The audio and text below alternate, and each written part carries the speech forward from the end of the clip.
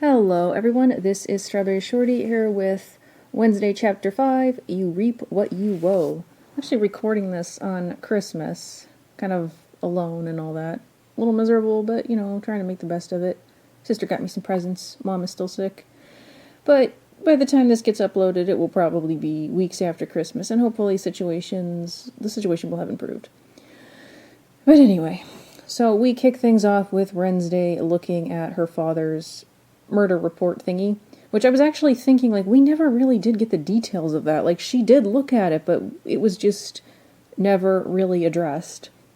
And we get a flashback, basically, of what happened, and we see a woman who you can kind of tell is the younger version of the headmistress. She does not look that much younger, walking in the rain, leaving what seems to be one of the school dances, and then suddenly a body just, face plants almost in front of her. It's not facing downwards, but it's how it looks like.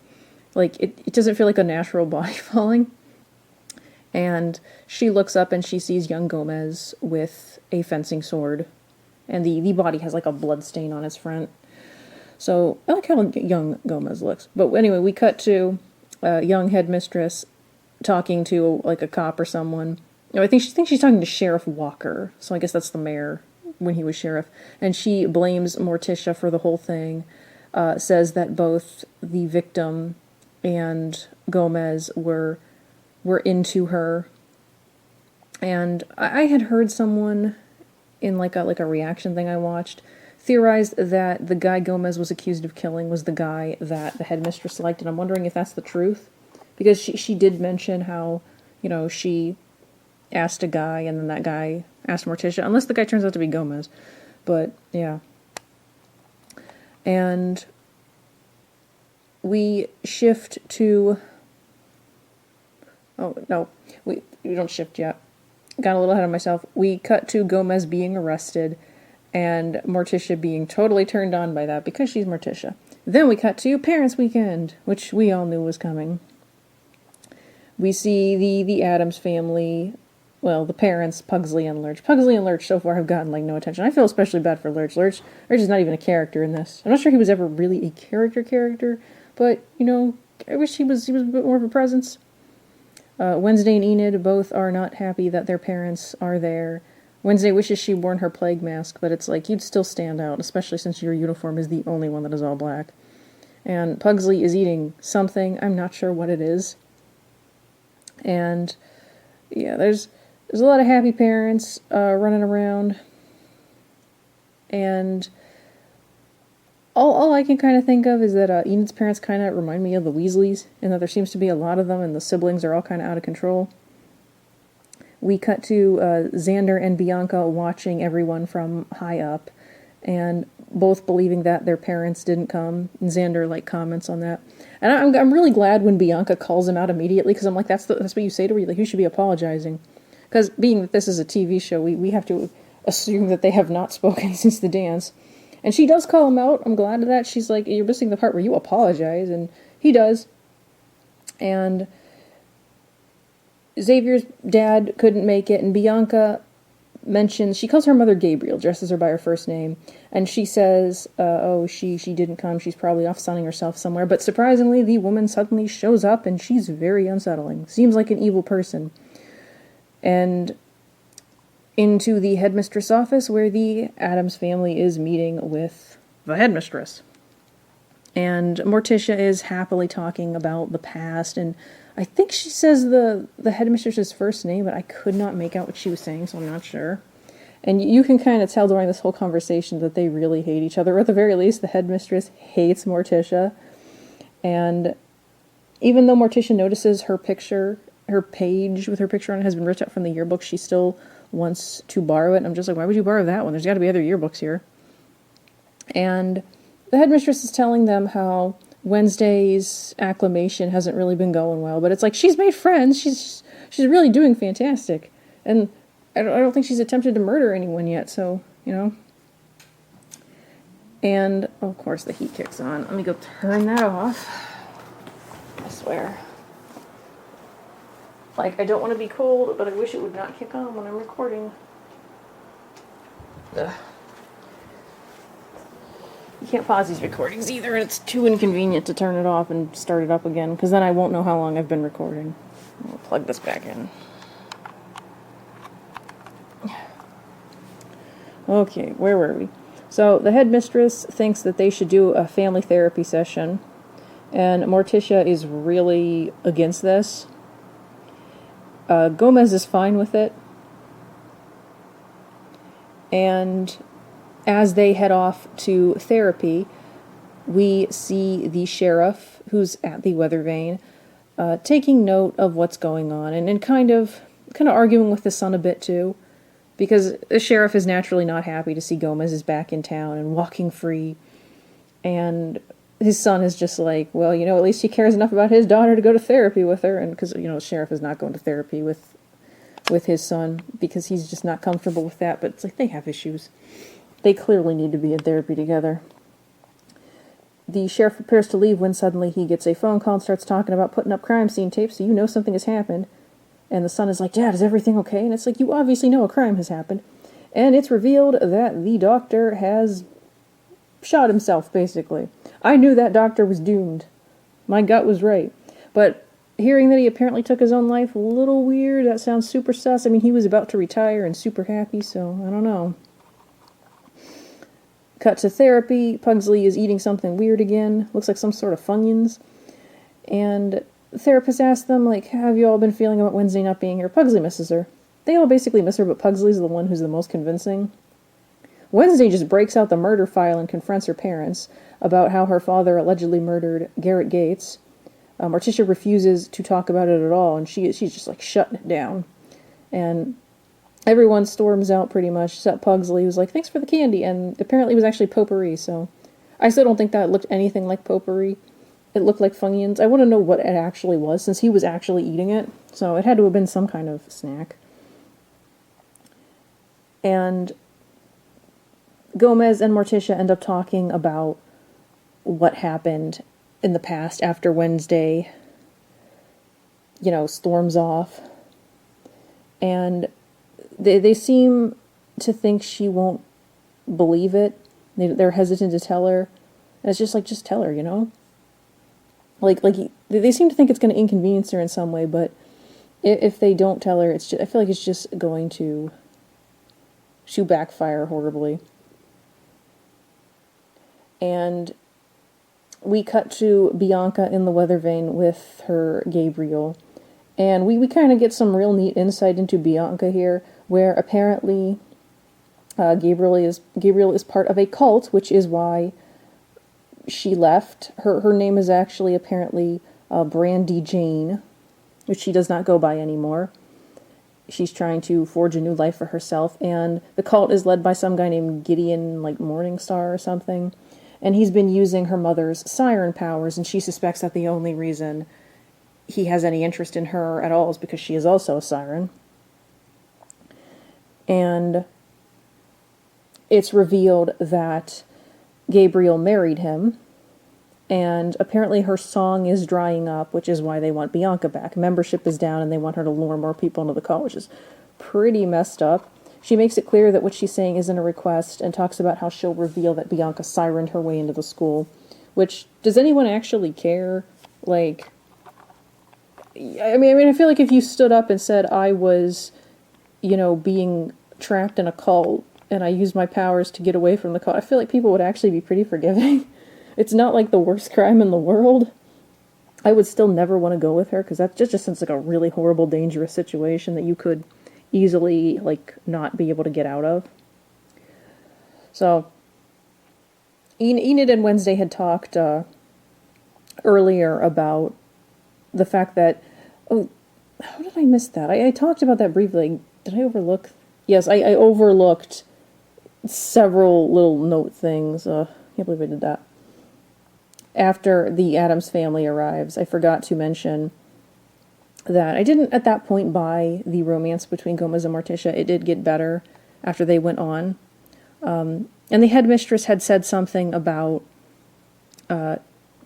Nevermore being meant as a safe haven for the students, but it's like a safe haven near Jericho where there's all this bigotry. That seems bad.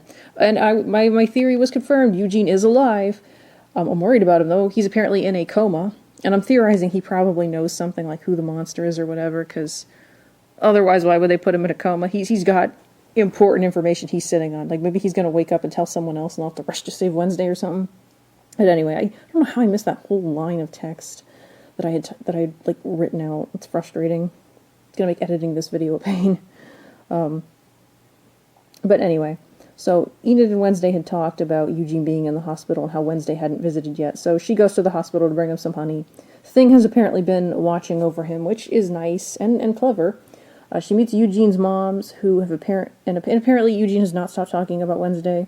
I'm kind of surprised he didn't talk about Enid at all. And apparently the bees are like his kids. They're his, according to one of his moms, his fuzzy buzzy babies. So he's got about as many kids as Nick Cannon right now. And we cut to the morgue where the doctor died. And it's obvious he didn't take his own life. So who did it and how? And they don't have any security camera footage because the camera was covered up by black bubblegum, which we know Thing did in the previous episode. But again, what is wrong with the security in this place? Like, they didn't notice that the camera was covered up until now. I mean, I'm not sure how much time has passed, but still. Like, you guys should be watching these cameras or checking them or something. And they find the doctor's alleged suicide note, in which he describes that he did it because he felt guilty because he covered up stuff. And I'm wondering if the headmistress is going to turn out to be responsible for this, because if that guy was someone she liked, it might make sense. But so apparently they have what they need to go and get Gomez. As Wednesday is still walking away from the hospital, she passes by the statue, which is more horrifying looking now than ever. Like, it looks like a skull dude. So, yeah.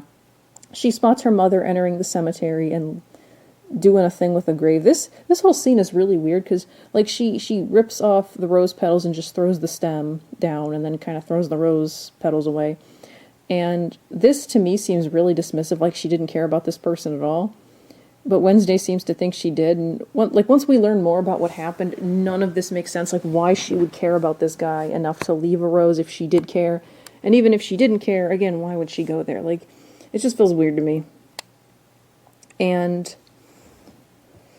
one thing I notice is that the tombstone, which is for Garrett, says loving son and brother, and you just know that's going to be relevant, like, oh, who's your sibling? We cut back to the courtyard of the school, where Pugsley is eating what looks like Oreo pancakes, and Wednesday is still mad at her mom. And even though she's accusing her father of murder, she continues to be more angry at her than Gomez. Like, she's not addressing Gomez at all.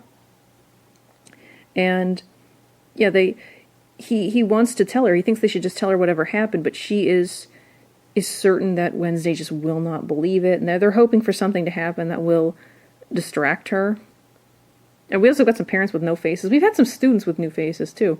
So I kind of want to know what's going on with that. We see Enid with her parents, and they're like, asking her if she's wolfed out yet, which, of course, she hasn't. It's kind of sad. Like, Enid's mother, at least, does not seem to appreciate her. And I'm kind of wondering if she does wolf out, will she be like a Technicolor wolf with, like how her hair is dyed?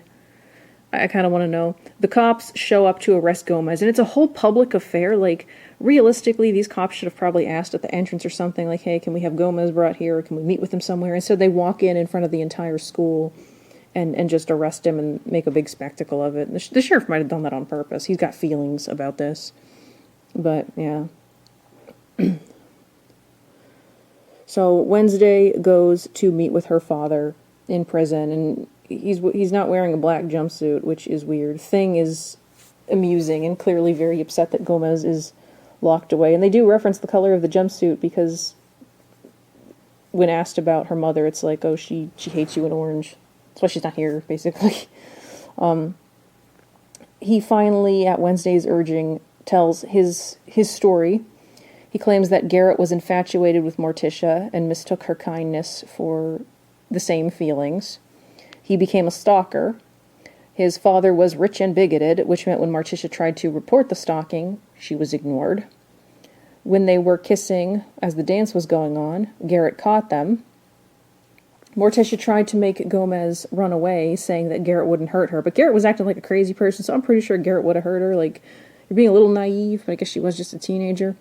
Gomez and Garrett end up fighting. Garrett is the clear aggressor. And the whole time it's happening and they're like outside and having this death battle. I'm just like, where the frick is Morticia?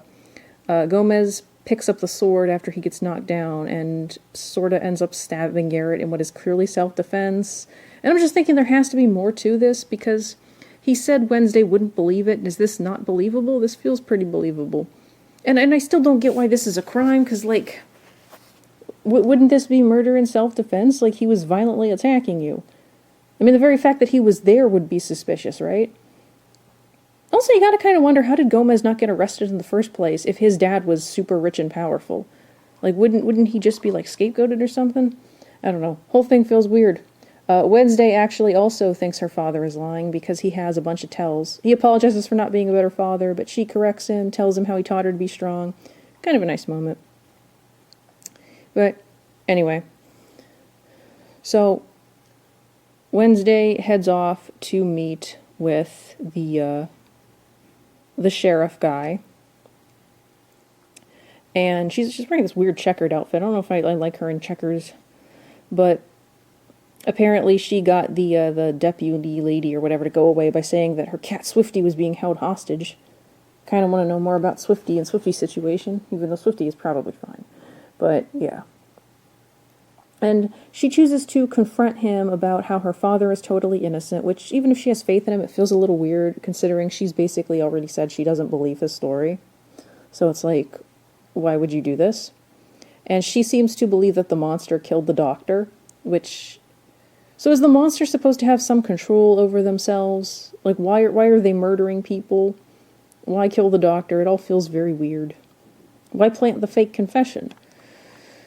And he talks about, you know, Garrett Gates and his family, and is like, oh, the whole family is dead. You know, the mom hung herself, dad drank himself to death, and the sister drowned overseas. And it's like, you already kind of know off instinct the full family is not dead. And the minute they say, oh, the sister drowned overseas, it's totally Thornhill. That's my theory. It's going to be Thornhill. That's the sister. And she's out for revenge. And because I've been thinking the whole time she was connected to the normie that got murdered, and she had to be involved somehow. And then seeing the gravestone, like, I'm fairly confident on this. Back to Enid. Her dad is super quiet. He does not say a thing. And her mom gives her this gift, and it's super flat, and I'm thinking it's going to be something like her being sent away in some way. And Enid's so happy, and it's like, you know it's going to be a bad gift. And it is. It's summer camp for, like, conversion therapy for werewolves. I'm not sure you can force that. I'm kind of wondering if Enid is going to turn out to have a different power and not be a werewolf at all, but who knows. I mean, she can do the claw thing, so you'd think she'd be some semblance of a werewolf. Why does she want to be accepted into her pack so badly? It doesn't seem like they're that great. But anyway, Wednesday goes and meets with Pugsley, who is sitting by a lake. And he's like, don't pretend to be nice, it doesn't suit you. And I think she's always pretty nice to you in her own way. She gives him his favorite bait, which is apparently grenades. And they talk about what will happen to Gomez. And apparently he'll go to jail because he confessed. And it's like, why did he confess? And again, why does it matter? It would have been murder in self-defense. And Pugsley's like, I always thought I'd be the first one to end up behind bars. And Wednesday reveals her and Lurch had a bet going. And I want to know who bet on what, you know? And throws a grenade. Grenade causes a bunch of fish to surface, dead. And it's like, I'm not an expert on grenades. Wouldn't the fish be in pieces? Can't really Mythbuster that one. And Wednesday wants to know where their mom is. Pugsley says it's somewhere no one would find her, which is apparently the Nightshade's hideout. Because no one would find her there, I guess. Like, that doesn't really make a lot of sense. Especially since those kids have been using it, but I guess she wouldn't know about that. So Wednesday goes to meet with her. Morticia mistakenly thinks she joined the club. But Wednesday claims that she didn't because she could never live up to her mother's legacy. And I'm just like, you weren't interested. That's the real reason why you didn't join. She does admit to that later, but it's kind of weird that she says that. She kind of makes it clear that she doesn't like being sent to a school where she can only be in her mother's shadow. And it's a weird statement because no one really seems to care about that besides the headmistress. Nobody else seems to really know or care who Morticia Addams is. Like, if you just ignore the headmistress, you'd be fine. So Wednesday asks her mom about what really happened that night, and Morticia reveals the true story, which is that she was there, because I was wondering where she was. She ran outside after them, and she was the one who picked up the sword, and Garrett ran right into it. I mean, they're trying to act like it was like this big heated moment where he ran at her and accidentally ran into the sword, but it really seems like he intentionally walked into it. It was really weird looking. And I'm just like, why not come forward? Like, Gomez wanted to protect her, so he told her to run off and put the sword back, but like, I feel like she should have just been honest, especially at this point, if she's that worried about Gomez. And again, why would any of them go to jail? Like, it was clear self-defense, and Morticia's story would just back that up, especially since she previously tried to report it. And this is where I again wonder, like, how the frick did Gomez end up getting off with everything against him? And Wednesday mentions a detail of her mother's story, because I'm honestly doubting this, because it feels too straightforward and weird. And yeah, I completely forgot. I don't know how I didn't mention this, but apparently Goody founded the Nightshades and killed Crackstone. I'm somehow overlooking my notes. They're all kind of smushed together because I didn't want to use... I only had part of the page to work with, but... Anyway. So... Garrett, in the story, had been foaming at the mouth, and Wednesday helps her mother reveal that something was going on with him. And I'm like, was he drugged or something? I can't really tell. So they decide to find out, and they go and they dig up Garrett's grave. Surprised it's that easy to dig up a grave. And they get caught and arrested and have an Addams Family reunion, according to the deputy, which is a name drop. And Gomez and Morticia are all over each other, which finally feels more like what I'm used to from the movie. I don't know if the original TV show was like that, because, I don't know, that was like a black and white show. I don't think you could even kiss on TV in those days. So... They talk about what happened to... Where's Pugsley throughout all this anyway? But they talk about what happened to Garrett, and apparently he died from nightshade poisoning. And that means Gomez is innocent, which I'm just sitting here being like, that doesn't overwrite the stabbing, though, does it? Like I've heard, like, if you shoot a guy falling off a bridge, you still shot and killed that guy, even if he would have died anyway from falling off the bridge. So I feel like Gomez would still technically be in trouble. Although, again, it shouldn't matter anyway, because it was self-defense. But anyway. So... Wednesday has a vision in which she learns that Garrett was in possession of a vial of nightshade poison, which he was, at his father's urging, supposed to dump into the punch at the school and kill everyone at the dance. Because his father is a really nasty person, apparently. Although we already knew that anyway. And I was not surprised to hear that the mayor already knows this. Like, apparently the way Garrett got poisoned is while Gomez and he were fighting. When he smashed into the pillar, it smashed the vial and poisoned him. That seems awfully convenient, but whatever. So Walker, the mayor, knew and covered it up because, according to him, he wanted to protect both Nevermore and Jericho's reputations. But it's like, how does this hurt Nevermore's reputation? Like, Jericho's, yeah, but Nevermore's reputation is not hurt by this.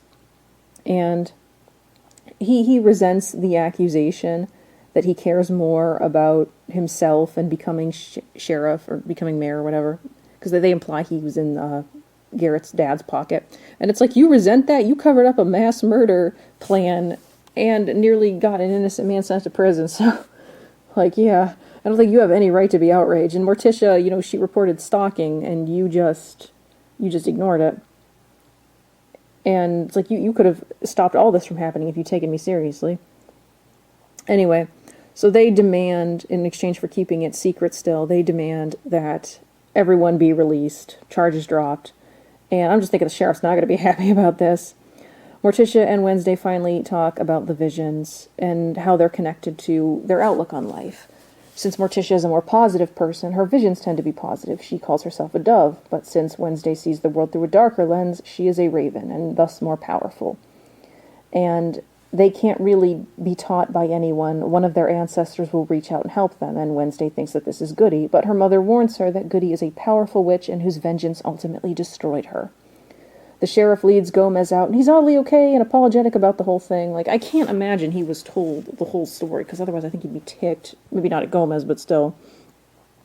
But yeah, they talk about how their kids are apparently getting along, and Gomez thinks that means that his son must be a good egg, because Wednesday wouldn't settle for anything less.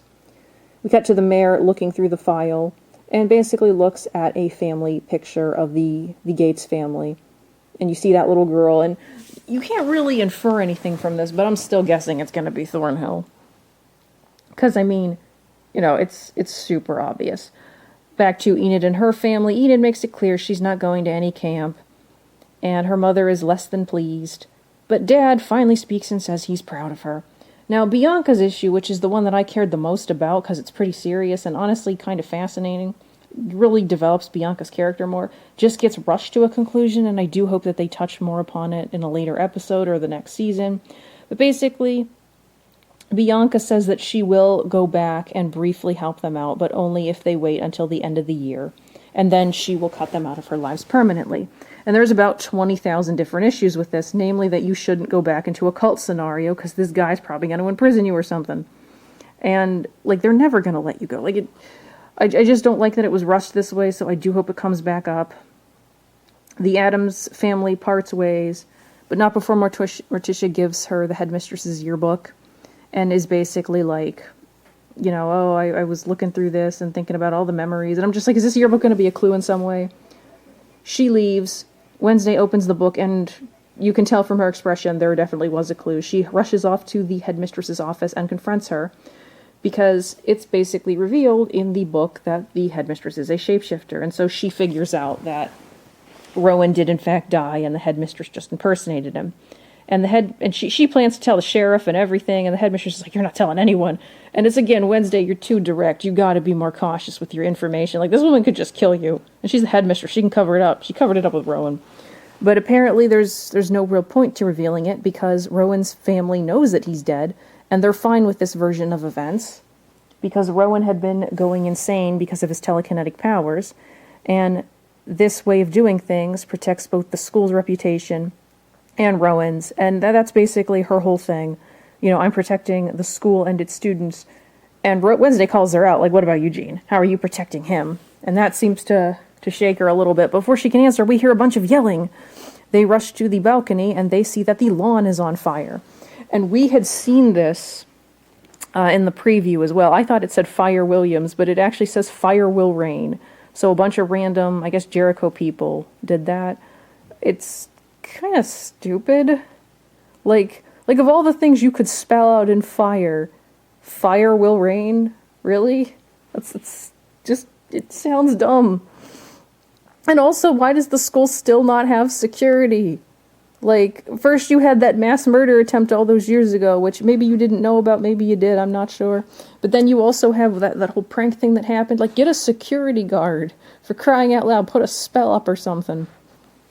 But anyway, I overall liked this episode. There's a lot I don't think adds up for me, and I still don't really like how they just kind of rushed through Bianca's dilemma. I hope to learn more about it. Bianca's becoming a fascinating character. But what did you think of this episode? I'm 28 minutes in. I gotta cut this short. What did you think of the episode? Let me know in the comments. Thank you so much for watching, and I'll catch you next time. Bye!